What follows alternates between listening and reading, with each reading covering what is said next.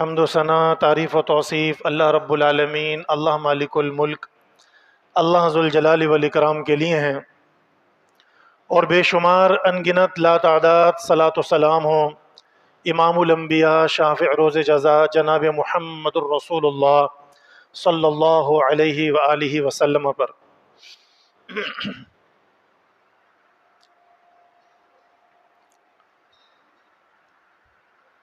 اللہ کی توفیق سے آپ کے سامنے سورۃ الاحزاب کی آخری چند آیات تلاوت کی گئی ہیں، اور اس کے علاوہ سورۃ التغابن اور سورہ آل عمران کی ایک آیت آپ نے سنی ہے۔ اللہ تعالی سے دعا ہے اللہ رب العالمین ہمیں اپنی کتاب اور پیارے نبی صلی اللہ علیہ وسلم کی احادیث کے مطابق حق اور سچ اور صحیح بیان کرنے کی اور اس پر عمل کرنے کی توفیق عطا فرما دے۔ یہ جو چند آیات میں نے آپ کے سامنے پڑھی ہیں، ان میں سے کچھ آیات اللہ کے پیارے نبی جناب محمد الرسول اللہ صلی اللہ علیہ وسلم اپنے خطبات میں تلاوت کیا کرتے تھے، خطبہ نکاح میں بھی، اور اس کے علاوہ اگر کوئی واعظ نصیحت ہوتا تو آپ ان آیات کی تلاوت کرتے تھے۔ یقیناً پورے قرآن مجید میں سے اپنے خطبات میں، اپنی نصیحتوں میں ان آیات کو منتخب کرنا حکمت سے خالی نہیں۔ یہ یقیناً نبی علیہ الصلاۃ والسلام کی سنت بلا وجہ نہیں ہے، اور اس میں ایسی بنیادی نصیحتیں پوشیدہ ہیں کہ جو ہمارے ہی فائدے کے لیے ہیں۔ ہمیں ان نصیحتوں کو سننا چاہیے اور ان پر عمل کرنا چاہیے۔ سورۃ الاحزاب کا آخری رکوع ہے، اللہ تعالیٰ نے ارشاد فرمایا یا ایھا الذین آمنوا لا تکونوا کالذین آذوا موسیٰ فبرأہ اللہ مما قالوا وکان عند اللہ وجیہا۔ مومنو، اے ایمان والو، اللہ سے ڈرو، اللہ کا تقوی اختیار کرو، ان لوگوں کی طرح نہ ہو جانا کہ جنہوں نے موسیٰ علیہ السلام کو تکلیف دی۔ موسیٰ علیہ السلام اللہ کے ایک بڑے عظیم جلیل القدر پیغمبر تھے، بنی اسرائیل میں جن کو مبعوث کیا گیا۔ فرمائیں کہ جس طرح حضرت موسیٰ علیہ السلام کی امت نے اپنے پیغمبر موسیٰ کو تکلیف دی، تم اس طرح نہ ہو جانا۔ یعنی حضرت موسیٰ علیہ السلام کے بعد ہزاروں سال بعد نبی علیہ الصلاۃ والسلام پر یہ آیت نازل ہو رہی ہے قیامت تک آنے والے لوگوں کے لیے۔ قیامت تک آنے والے لوگوں کے لیے اللہ نے اپنی کتاب میں یہ حکم دے دیا، اے مومنو، تم ان لوگوں کی طرح نہ ہونا کہ جنہوں نے موسیٰ علیہ السلام کو تکلیف دی۔ لیکن اللہ نے تو موسیٰ علیہ السلام کو ہر قسم کی تکلیف سے، الزام سے اور بری باتوں سے بری کر دیا، ان کو محفوظ رکھا۔ وہ تو اللہ کے نزدیک بڑی عزت والے تھے۔ اور پھر فرمایا اے مومنو، اللہ سے ڈرو، وقولوا قولا سدیدا، اور سیدھی بات، سچی بات کہا کرو۔ اس کا کیا فائدہ ہوگا؟ یصلح لکم اعمالکم، اللہ تمہارے کام سیدھے کر دے گا، اللہ تمہارے کاموں کی اصلاح فرما دے گا۔ ویغفر لکم ذنوبکم، تمہارے گناہوں کو معاف فرما دے گا۔ حضرات گرامی، ان آیات کو سمجھنے کی ضرورت ہے۔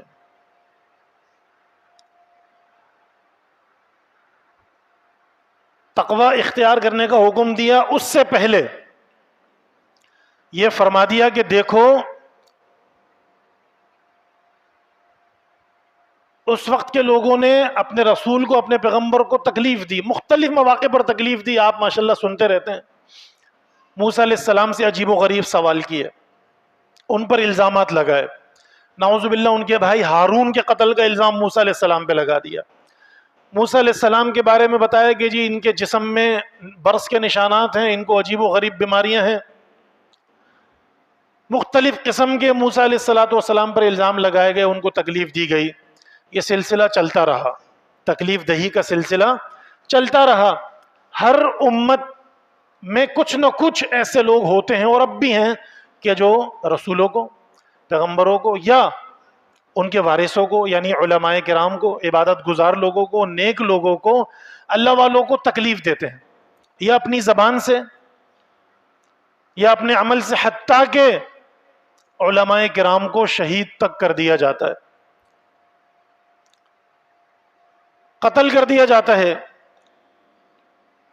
تو ہمیشہ سے ایسے لوگ رہے ہیں، لیکن اللہ نے فرما دیا لا تکونو، دیکھو تم ایسے نہ بننا کہ جس طرح لوگوں نے موسیٰ علیہ السلام کو تکلیف دی۔ حتیٰ کہ اللہ کے پیارے نبی جناب محمد الرسول اللہ صلی اللہ علیہ وسلم کو بھی بہت اذیتیں دی گئیں، لوگوں نے اپنی زبان کے زخم بھی پہنچائے، لوگوں نے تلواروں، تیروں اور بھالوں کے زخم بھی نبی کو پہنچائے، تانے دیے، جادوگر کہا، کاہن کہا، شاعر کہا، نہ معلوم کیا کیا کہا گیا۔ ایک دفعہ ایسا ہوا کہ پیارے نبی صلی اللہ علیہ وسلم لوگوں میں صدقات اور تحائف وغیرہ تقسیم کر رہے ہیں، ایک شخص اٹھا اور کہنے لگا کہ آپ جو یہ تقسیم کر رہے ہیں یہ انصاف کے مطابق نہیں ہے، ناانصافی سے تقسیم کر رہے ہیں، اس میں انصاف سے کام نہیں لیا گیا۔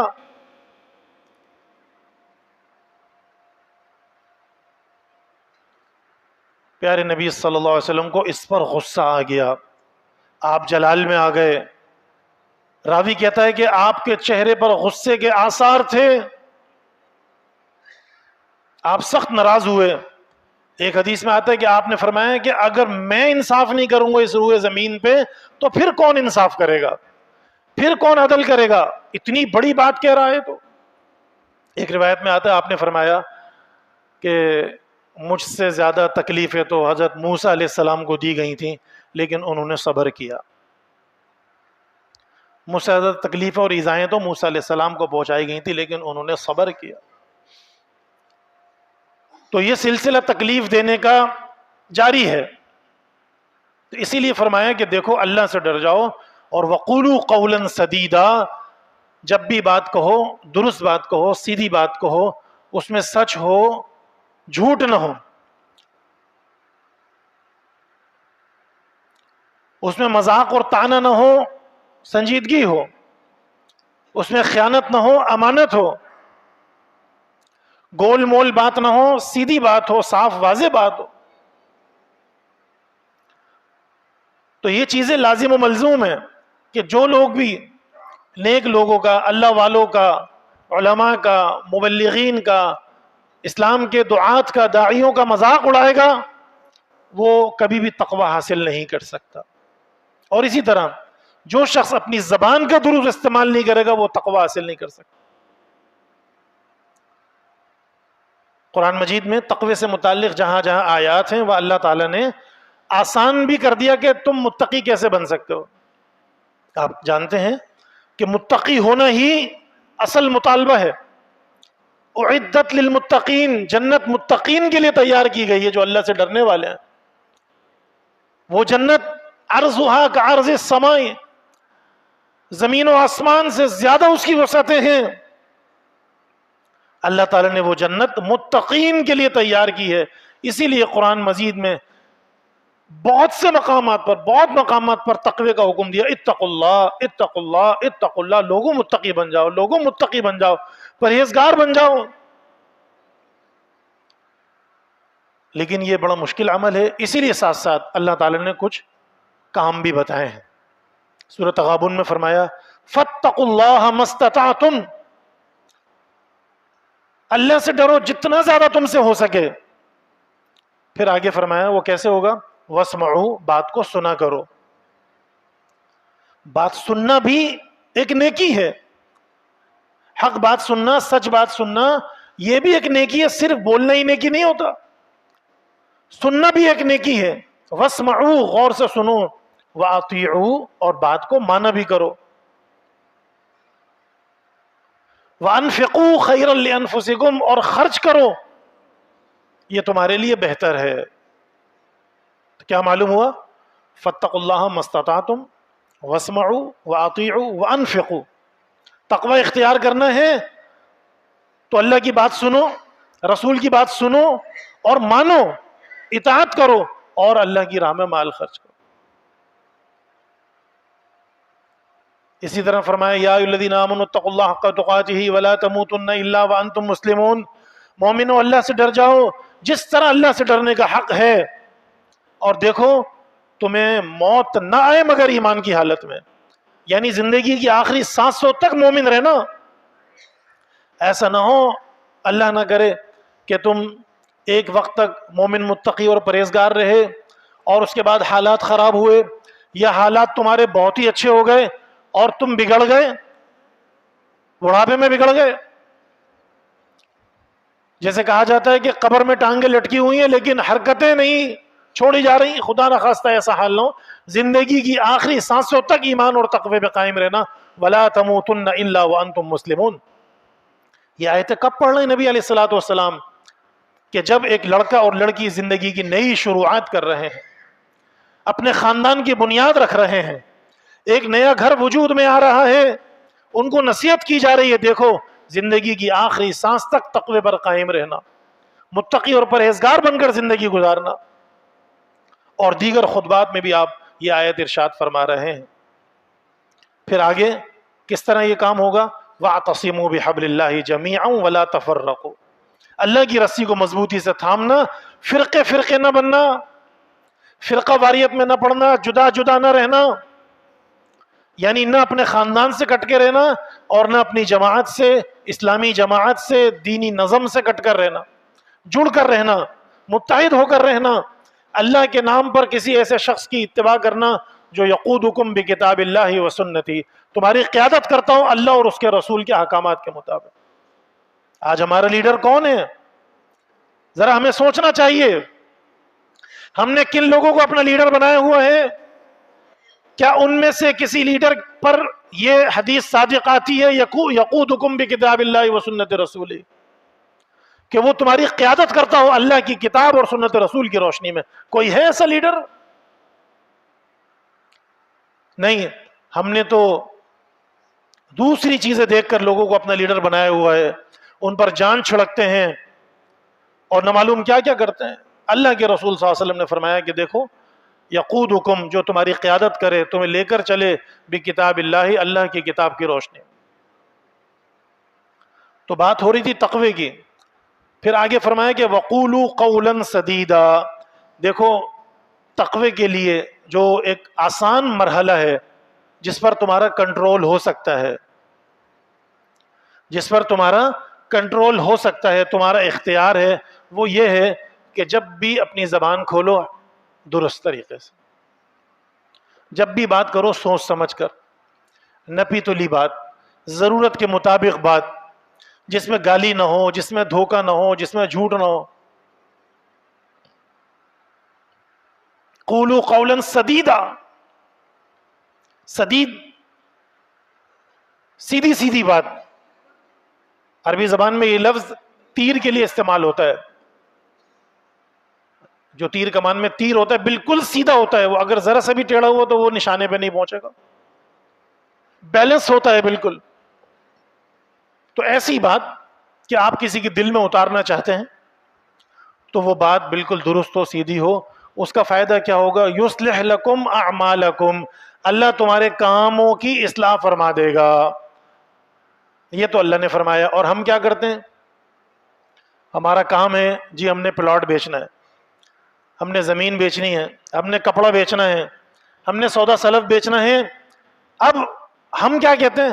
بھائی دیکھو جب تک تھوڑی بہت بات گھمائی نہیں جائے نا، تھوڑا بہت جھوٹ نہ ہو نا، کاروبار چلتا نہیں ہے. یہ ہمارا قول ہے، یہ ہمارے معاشرے میں چل رہا ہے.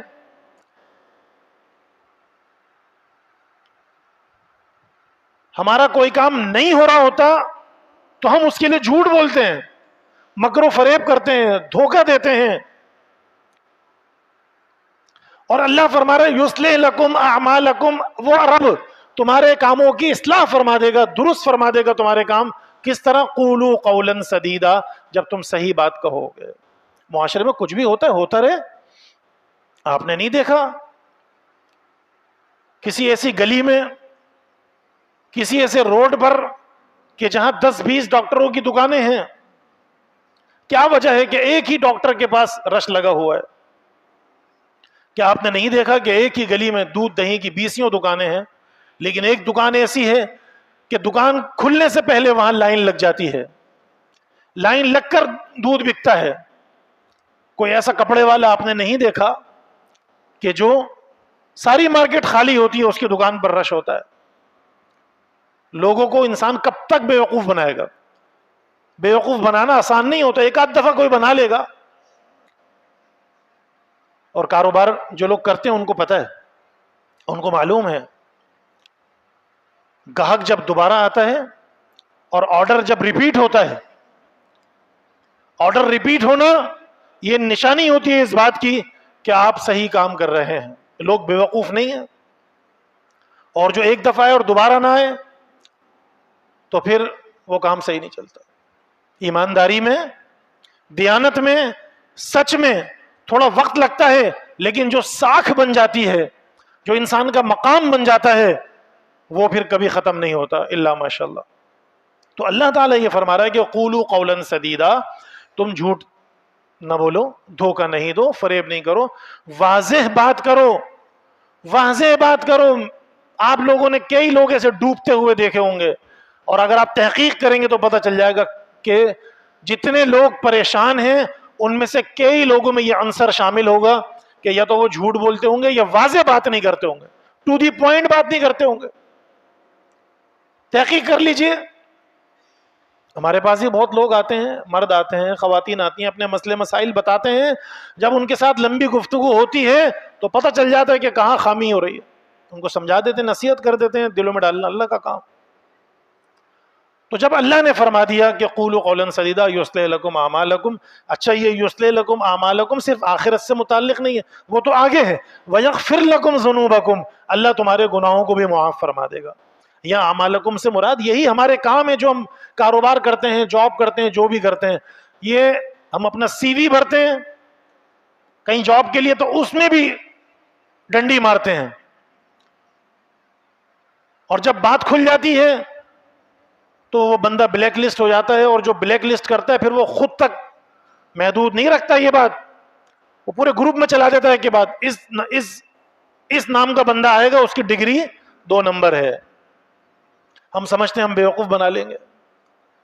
ہمیشہ سچائی میں سکون ہے، سچائی میں راحت ہے۔ فرمایا کہ وَيَغْفِرْ لَكُمْ ذُنُوبَكُمْ، اللہ تمہارے گناہوں کو معاف فرما دے گا۔ وَمَنْ يُطِعِ اللَّهَ وَرَسُولَهُ، اور جو بھی اللہ کی اور اس کے رسول کی اطاعت کرے گا، فَقَدْ فَازَ فَوْزًا عَظِيمًا، یقیناً وہی بڑی کامیابی حاصل کرے گا۔ حضرات گرامی، یہ وہ آیات ہیں جو اللہ کے پیارے حبیب جناب محمد الرسول اللہ صلی اللہ علیہ وسلم اپنے خطبات میں یہ آیات بار بار پڑھا کرتے تھے، بار بار سنایا کرتے تھے۔ بنیادی آیات ہیں۔ آج ہمیں لچھے دار تقریریں پسند ہیں۔ کوئی ثابت کرے کہ نبی علیہ الصلوۃ والسلام نے اپنی تقریروں میں، اپنے گفتگو میں قرآن اور حکمت بھری نصیحتوں کے علاوہ کچھ اور بیان کیا ہو۔ تاریخی واقعات آپ نے بیان کیے، انبیاء کے واقعات بیان کیے، لیکن لوگوں کو نصیحت کی، چاہے سننے والے کم ہوں یا زیادہ ہوں، ان تک حق پہنچایا۔ حق وہی ہے جو قال اللہ اور قال الرسول ہے۔ اس گفتگو کا خلاصہ یہ ہے کہ اللہ کے نبی صلی اللہ علیہ وسلم اپنے خطبات میں اور خطبہ نکاح میں جو آیات پڑھا کرتے تھے، ان آیات میں اللہ تعالیٰ نے متقی بننے کا حکم دیا ہے کہ اے لوگوں متقی بن جاؤ۔ اور متقی بننے سے پہلے جو آیت ہے وہ یہ ہے کہ کبھی نیک لوگوں کا، اللہ والوں کا مذاق نہیں بنانا، ان لوگوں کی طرح نہ ہو جانا جو اللہ کے مقبول بندوں، نیک بندوں اور صالحین کا مذاق اڑاتے ہیں۔ اگر تم ایسے رہے اور ان کو تکلیفیں دیتے رہے، مذاق اڑاتے رہے، تو تم متقی نہیں بنو گے۔ اور دوسری بات یہ کہ لڑائی جھگڑے کی ابتدا ہمیشہ زبان سے ہوتی ہے، نفرتوں کی ابتدا زبان سے ہوتی ہے۔ اپنی زبان کی گارنٹی دو، نبی علیہ الصلوۃ والسلام سے جنت کی گارنٹی لے لو۔ اپنی زبان کا درست استعمال کرو، اللہ تعالیٰ تمہیں متقی اور پرہیزگار بنا دے گا، اور اسی کے نتیجے میں اللہ تعالیٰ تمہارے تمام کام بگڑے ہوئے وہ سنوار دے گا، آسان کر دے گا، رکے ہوئے کام اللہ تعالیٰ چلا دے گا۔ ہمیشہ جو بات تمہارے دل میں ہو وہی زبان میں ہو۔ جو بات دل میں ہو وہی زبان پر ہو، سچائی پر مبنی ہو، اس میں جھوٹ نہ ہو، گالی نہ ہو، اللہ تمہیں متقی بنا دے گا۔ اور پھر تقوی کا انجام کیا ہے؟ تقوی کا نتیجہ کیا ہے؟ اعدت للمتقین، اللہ وہ جنت عطا فرمائے گا جو اس نے متقین کے لیے تیار رکھی ہے۔